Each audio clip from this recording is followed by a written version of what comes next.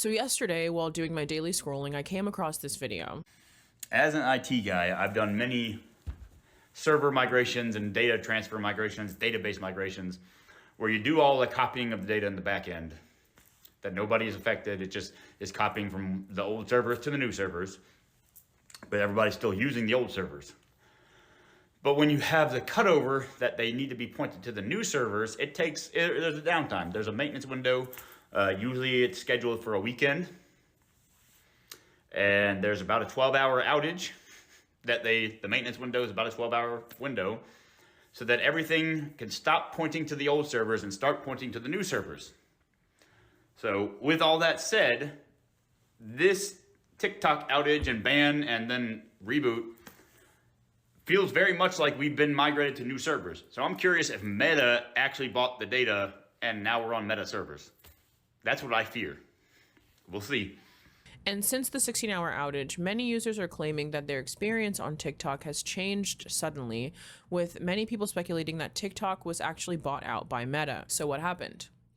Well, here's what we know for sure. On April 24th, 2024, President Biden signed legislation requiring that ByteDance sell TikTok to a U.S. company, or it would face its operation in the U.S. being shut down. The statute also authorized the sitting president to grant a 90-day extension if a viable sale were to be underway. Why does the U.S. government want to ban TikTok? Well, ByteDance, the company that owns TikTok, is a Chinese company, and the stated concern was that an extremely popular social media app amongst U.S. users being owned by a Chinese company could potentially pose a national security threat. ByteDance refused to sell, and in May, they chose to sue the U.S. federal government, saying the law to ban or sell TikTok was unconstitutional. Ironically, just 2 months later, Vice President Kamala Harris joined TikTok and started posting content for her presidential campaign.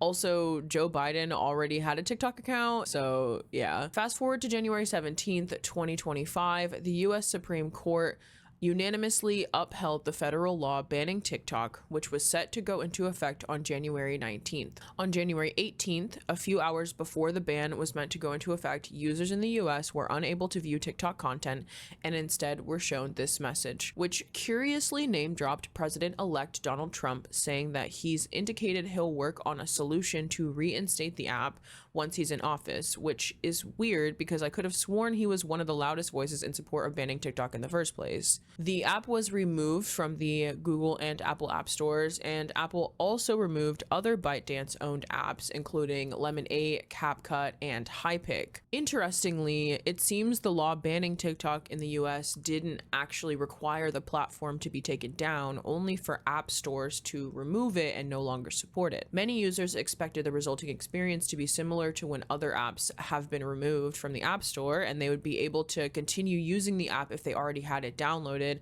and until the lack of updates would cause it to no longer be functional. But it seems TikTok chose to shut their platform down to US users just ahead of the impending ban. By the next day, TikTok was suddenly available to US users again and now greeted them with this message, thanking President Trump for his efforts. So what's really going on? Was this temporary outage a cover for the servers to be switched over to Meta? The short answer to that is no.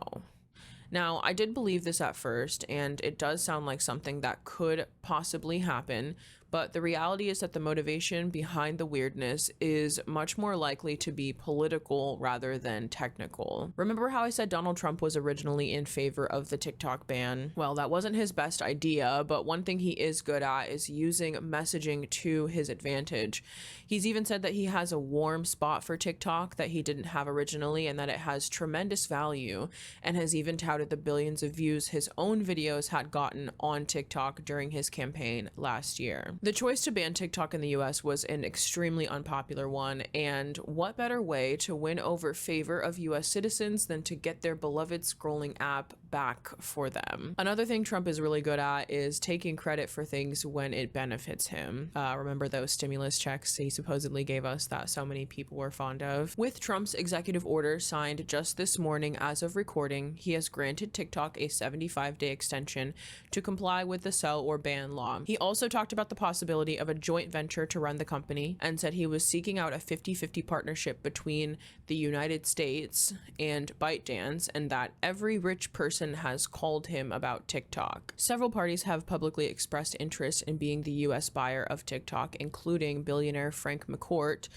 former owner of the LA Dodgers, and niche internet celebrity Jimmy Donaldson, aka Mr. Beast.